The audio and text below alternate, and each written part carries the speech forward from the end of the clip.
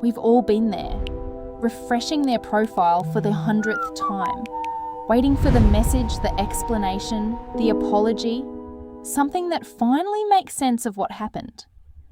But here's the uncomfortable truth. Closure is rarely something another person gives you. More often, it's something you decide to create for yourself. Think about it. Have you ever truly felt healed by answers from someone who couldn't give you what you needed in the relationship itself? We tell ourselves that one perfect conversation will fix everything. But that's like expecting someone who couldn't meet your needs while staying to suddenly meet them perfectly while leaving. Real closure begins when you stop waiting for someone else to write the ending and start writing the final chapter yourself. It isn't about getting every answer. It's about finding enough peace to keep moving. So many of us remain emotionally at a station long after the train has already left, staring at empty tracks and hoping the past somehow returns. Today, we're going to explore how to give yourself the closure you deserve with practical steps that help you stop chasing an ending that may never come. Because healing doesn't require their permission. It never did. One of the hardest things about an ending is that the pain doesn't stay in your thoughts. It spreads through your entire body.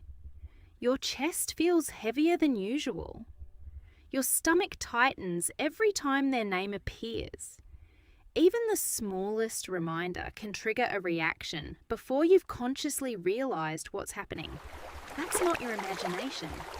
Your brain processes emotional pain using many of the same neural pathways it uses for physical pain.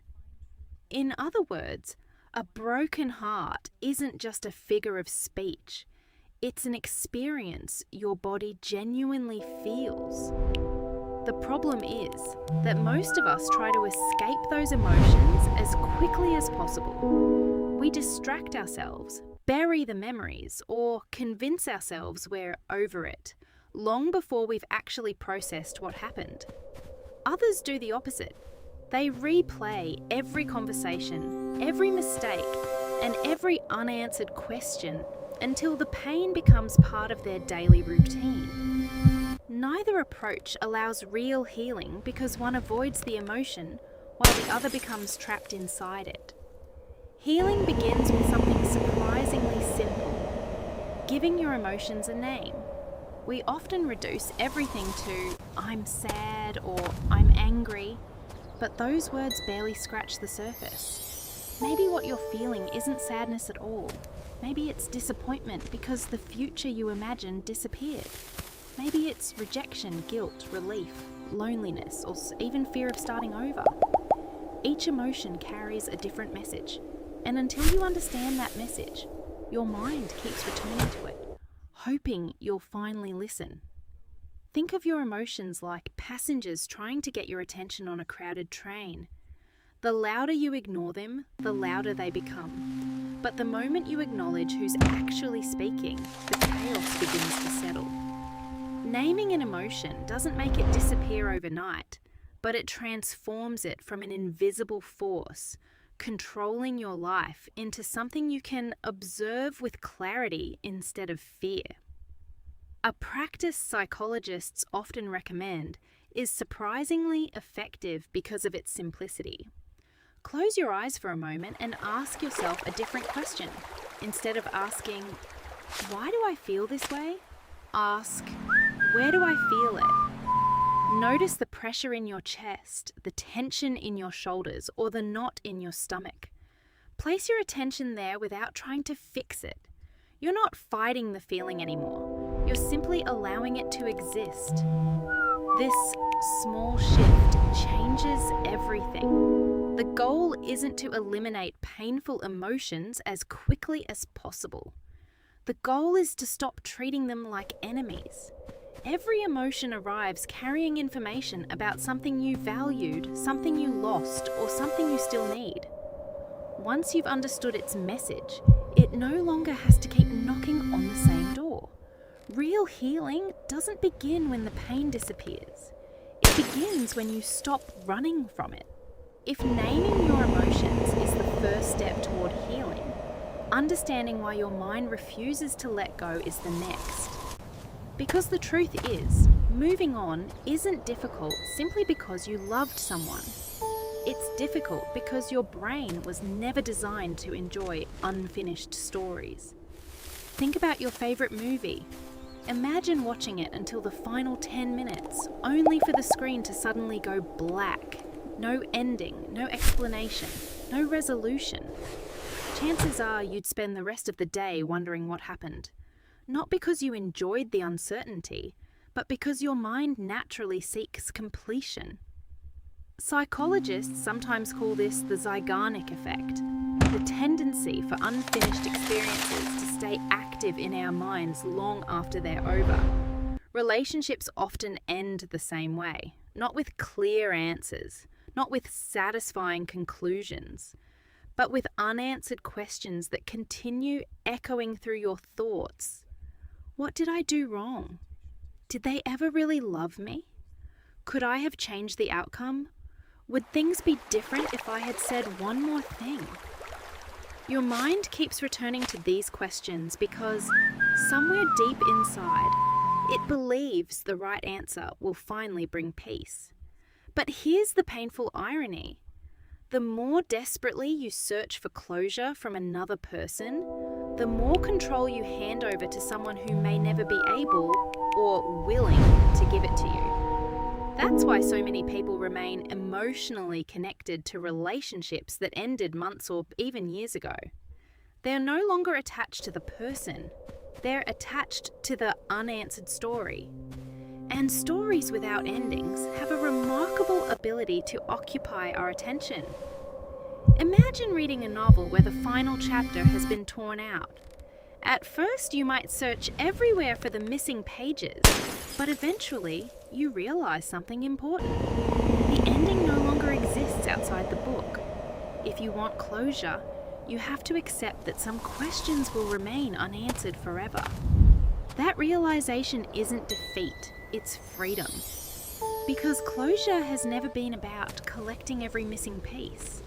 It's about reaching the point where you no longer need every missing piece to continue living your life. Many people believe healing begins when they stop thinking about the past. In reality, healing begins when the past no longer controls the direction of the future. There's an important difference. One is forgetting, the other is accepting. Acceptance doesn't erase memories. It simply changes your relationship with them.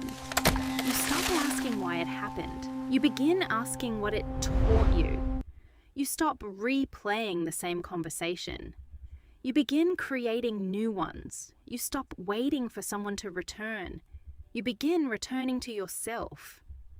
This shift doesn't happen overnight. The mind prefers familiar pain over unfamiliar freedom. Even painful memories can feel strangely comforting because they're known. Moving forward means stepping into uncertainty, and uncertainty has always made the human brain uncomfortable. But growth has never existed inside certainty. Every meaningful chapter of your life began with not knowing what would happen next.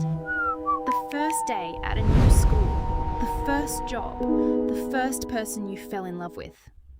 Every one of those moments required you to walk toward the unknown.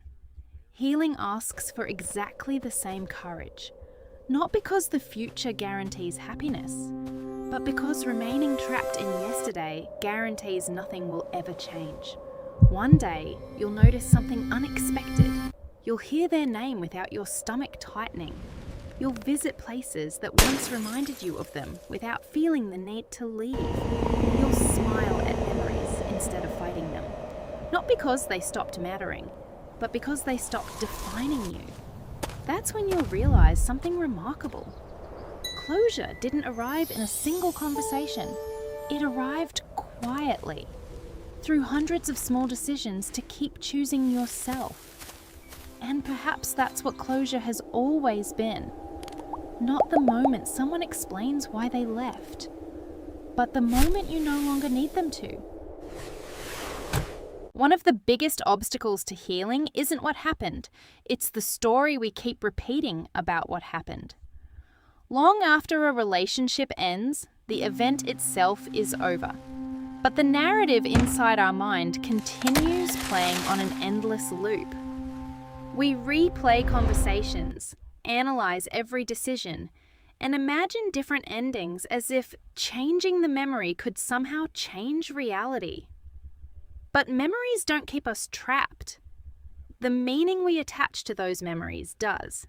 Every experience in life is filtered through the stories we create, and those stories quietly shape the way we see ourselves, other people, and the future.